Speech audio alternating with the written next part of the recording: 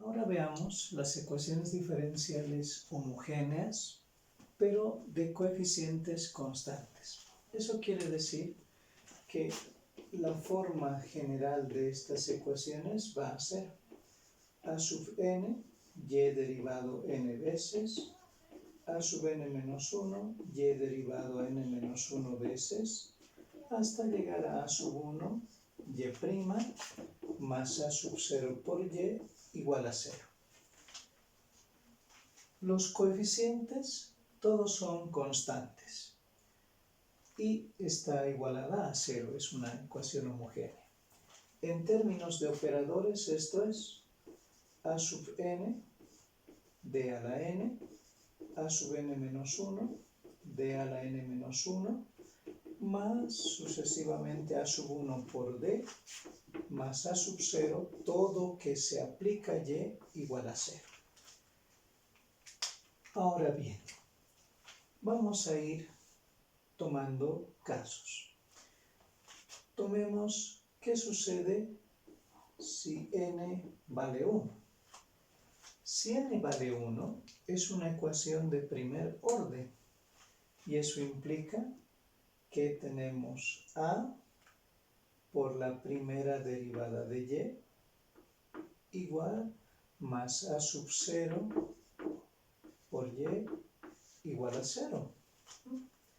Entonces, esto quiere decir que y' es menos a sub 0 sobre a1 de y. Esto equivale a dy de x y se convierte en una ecuación de variables separables. Diferencial de y sobre y menos a sub 0 a sub 1 diferencial de x.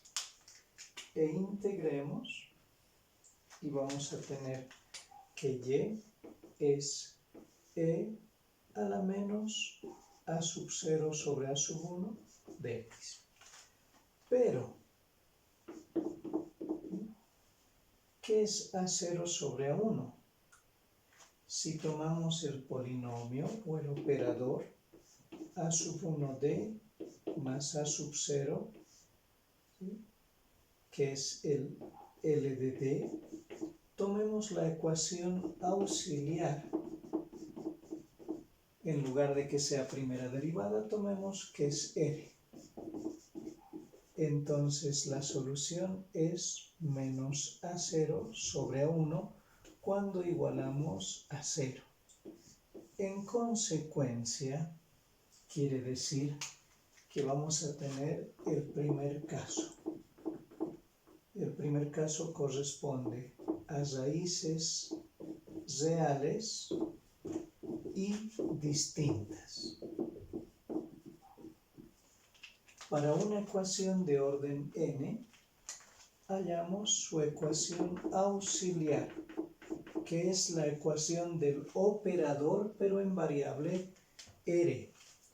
Entonces vamos a tener a sub n, r a la n, a sub n menos 1, r a la n menos 1, a sub 1, r más a sub 0 igual a 0.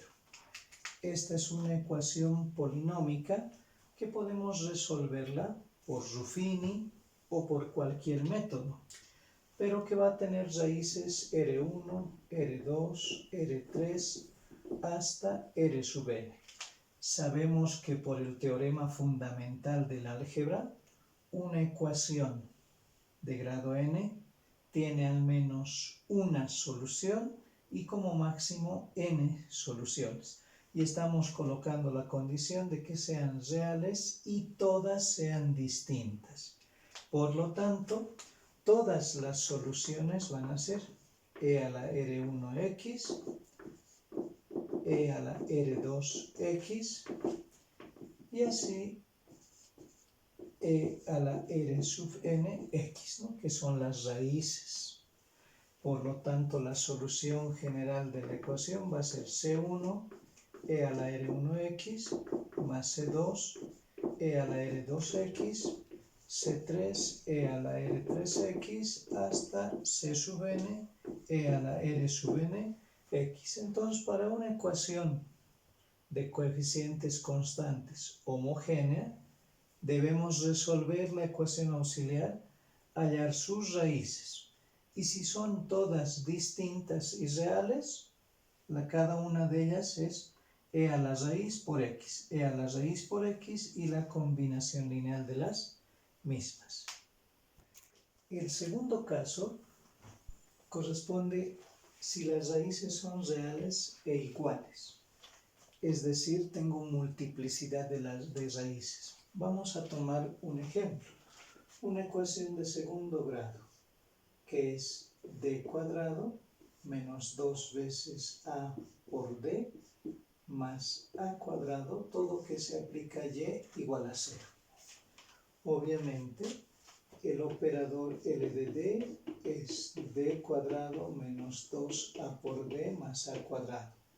La ecuación auxiliar es r cuadrado menos 2a por r más a cuadrado igual a 0. Esto es r menos a al cuadrado igual a 0. Por lo tanto, r es igual a a y está repetido 2 veces. Entonces hay multiplicidad.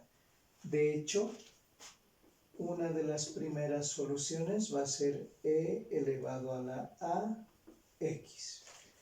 La segunda solución no puede ser la misma, porque entonces no habría la independencia lineal. Entonces, para la segunda solución aplicamos Abel. La segunda solución es igual a la primera por la integral de e a la menos integral de a sub 1 de x diferencial de x sobre y1 al cuadrado de x.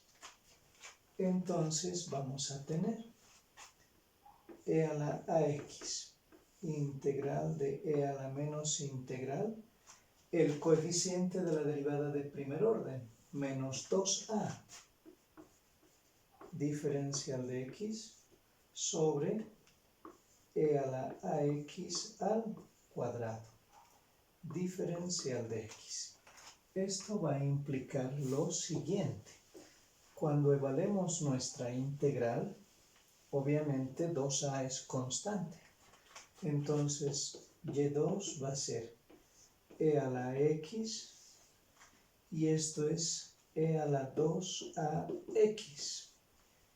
Y e a la x al cuadrado es e a la 2ax diferencial de x. Se simplifica y nos va a quedar x e a la x. Y aquí viene nuestra generalización. Cuando existe multiplicidad de raíces, vamos multiplicando sucesivamente por x. ¿Eso qué implica? Implica que si r igual a a tiene multiplicidad k, estoy generalizando, ya no 2, sino estoy diciendo que se repite k veces, entonces la solución general va a ser C1 e a la x. Y voy multiplicando por x hasta llegar a las k soluciones. C2x e a la x, la segunda. La tercera, C3x cuadrado e a la x. He multiplicado nuevamente por x. Nuevamente por x hasta llegar a C sub k, x a la k menos 1 e a la x, ¿no? Cuando es 3 es 2, cuando es 2 es 1, cuando es k, k menos 1. Entonces, eso corresponde cuando tenemos raíces reales e iguales. Y por último, el tercer caso, raíces complejas y conjugadas. De hecho, conocemos que cuando una ecuación polinómica tiene una raíz compleja, su conjugado también es una solución de la ecuación. Entonces quiere decir que si R1 es A más I veces B, el conjugado, que es A menos I veces B, también es solución. Por lo tanto, vamos a decir, si estas son soluciones de una ecuación de segundo orden, vamos a encontrar cómo va a ser la estructura de la ecuación diferencial. Ahora, si recordamos, cuando tenemos las soluciones de una ecuación de segundo orden, ¿no? Recordemos los teoremas de Viet, ¿no? Si tenemos x al cuadrado, ¿no? Más ax más b igual a 0, y las soluciones son x1 y x2, x1 más x2 es menos b sobre a, y x1 por x2 es c sobre a. Entonces, esto tendría que ser a, perdón, esto b y esto c, ¿verdad? Entonces, si hacemos la división por a, quiere decir que x al cuadrado menos x1 más x2 por x más x1 por x2 igual a 0. Entonces, ¿qué significa? Que el coeficiente del término de primer grado es la suma de las soluciones, obviamente con signo negativo, y el coeficiente independiente es el producto de las soluciones. Entonces, en base a esto podemos decir que la ecuación diferencial o la ecuación va a ser r cuadrado menos r1 más r2. Y ahí se va a eliminar el término complejo y vamos a tener 2a. 2 veces la parte real r. Más r1 por r2. Y r1 por r2 es diferencia de cuadrados.